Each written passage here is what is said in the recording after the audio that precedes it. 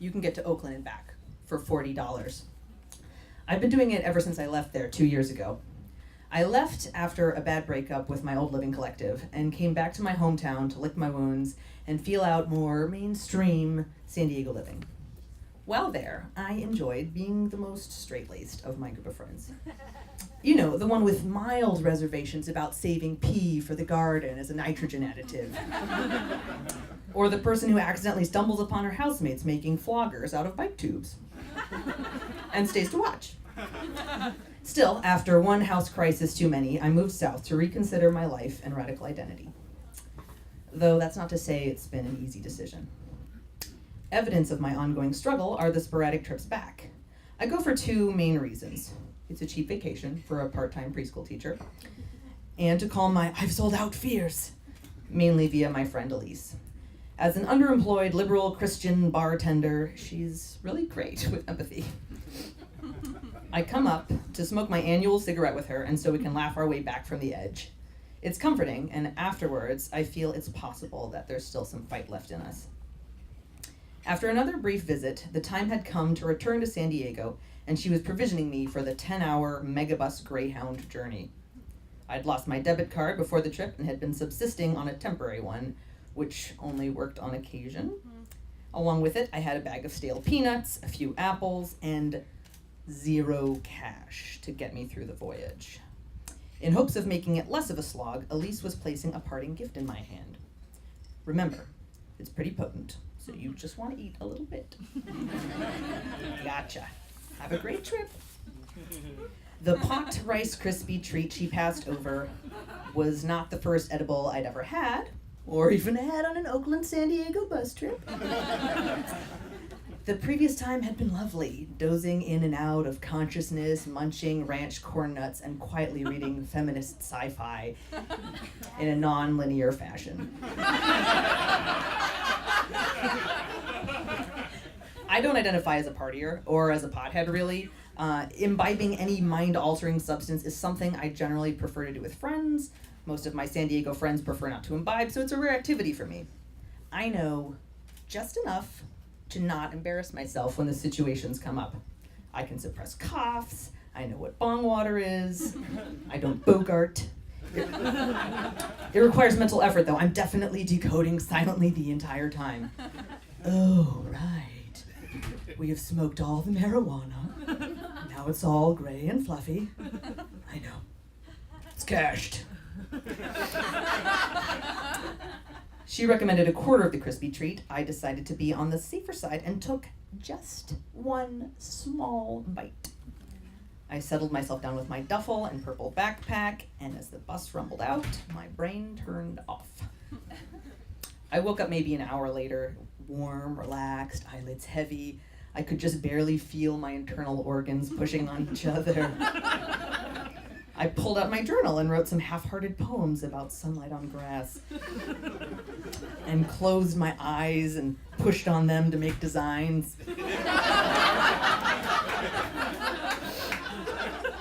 Each pothole we passed over felt like jumping off a swing at the apex of its arc. The driver announced that we were about to stop for our half-hour lunch break and pulled into a jungle of semis and other megabuses and fast food and plastic packaging, a haze of fry smoke and gasoline permeating the air. Rising above it all, across the busy street, was the glowing white and yellow and green of a subway. I gazed at it, looked at the labyrinth before me, and looked back again. I can do this. I tucked my wallet in my pocket and lurched off on safari. I'm not sure how long it took me, but I remember triangulating frequently. The bus me, the subway, the bus me, the subway, the bus me, the subway. And eventually was able to shift those lines so that the subway and I were the same place.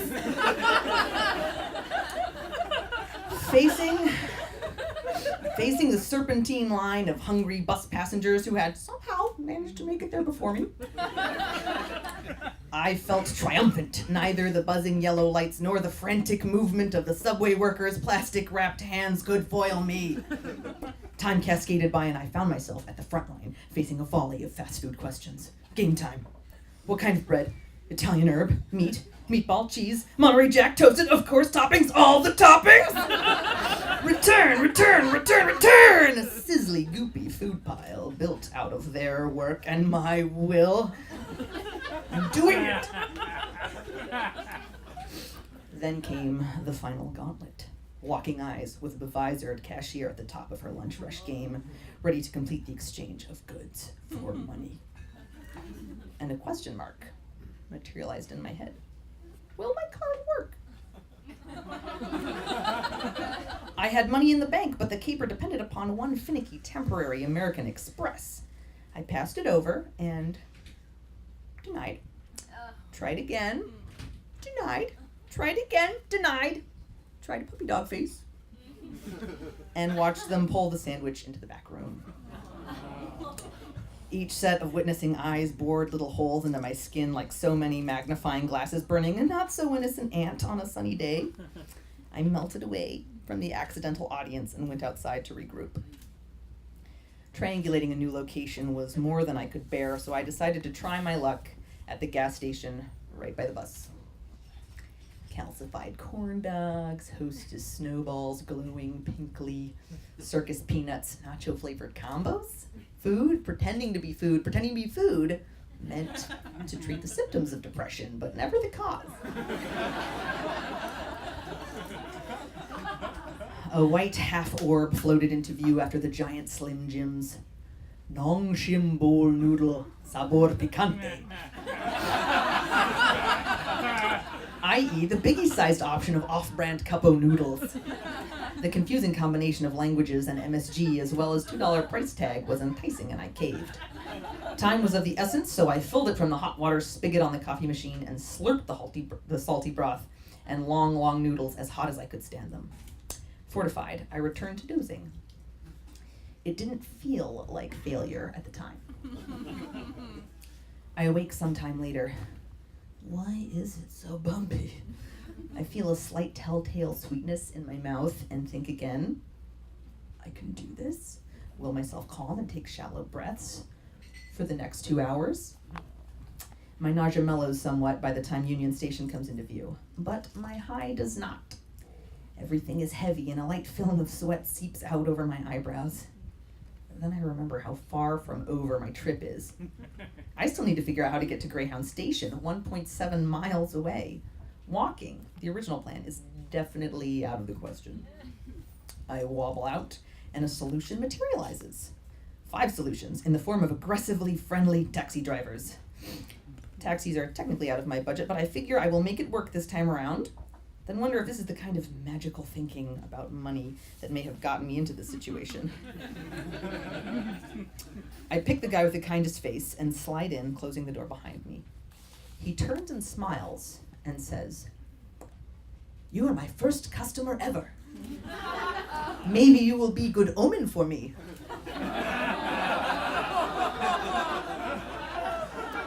Oh no, I immediately know that my card will not work for him. How could it? Don't pin your dreams on me, dude, not today. Today is not a day where the card would work for a kind and optimistic new taxi driver. The car smells of clean leather and new debt. But how will I get to the station? I just smile and hope the betrayal isn't leaking out of my eyes. $25.50 later, we're there. My card is sweaty in my palm as I hand it over. He tries it. Denied. Tries again. Denied. I start blurting. "I'm so sorry. You see, my wallet fell out of my pocket as I was biking home, and then I went to the bank and they gave me this card, but I already scheduled this trip and I had to go, and now the car only works when it's not important, and I swear I'm not trying to cheat you. I swear. His eyes widen and I watch his world implode. I've made a terrible career decision. My father was right. People are swindlers, drunks, and addicts. Would you give me your address? I promise I'll send you the money. I'm so sorry." Unbelievably, he does, and I leave him there to reknit his worldview. Once in, I see there's an ATM inside the station and heave toward it, with a feeling that I imagine is not unlike a devout Catholic entering a confessional booth. The card works! Praise you, hated god of capitalism! All shall love you and despair. I rush back out, and he's still there, leaning head down against a sad, polluted LA palm. The bills have been in my hand for less than a minute, and they've already been crushed into moist little money sticks. For a fraction of a second, I think of just handing him a 20, then give him 40, 2 money sticks, and hurry back in. Not sure what kind of omen I've become. It feels like I'm made of some alien substance, wet clay or sawdust just soggy enough to hold shape. I squelch accordingly in the middle of a row of those bolted together seats. Let my heart rate slow and assume the classic upright, mouth-breathing nap position. Belly still a bit a gurgle, then fade out. I wake with a jolt and look down the floor in front of me with a precise knowledge of what's about to happen. I'm about to puke. I'm going to puke. I'm going to puke. I'm puking. I'm puking. I'm puking. I'm that puking girl in the Greyhound station. This is what it's like to be that Greyhound girl in the Greyhound station. Oh, noodles. It remits, and I bolt for the bathroom. A guard is leaning on the wall. You barfed over there. I'm so sorry. The word echoes in my head as I tidily vomit into 2 trash cans on my way to the bathroom and slam into the thankfully empty stall to finally finish in the toilet. Thank God. Post-barf feels better, I observe, than pre-barf. So I take my time to enjoy it on the cool floor of the bathroom. The sensation of taking a full breath without fear of exhaling more than air. I enjoy the luxury a little longer and then get up and wash my face and mouth. The barf on my identity is a little harder to reach, though I sop away what little I can. It occurs to me it's not necessarily compromising my values to not do marijuana or to not live in Oakland. Right now, I need San Diego. I need to sober up somewhere warm and dry. Yes, I need to get the weed out of my body, but my values also need some waiting. This bus will take me where I need to go. I come out, peek up remorsefully at the guard, and go to retrieve my bags. All that's left of the moment is a shiny Just Mop circle in front of my seat. Not sure who to thank, I grab my bags, join the moving line, and get on. Gomez.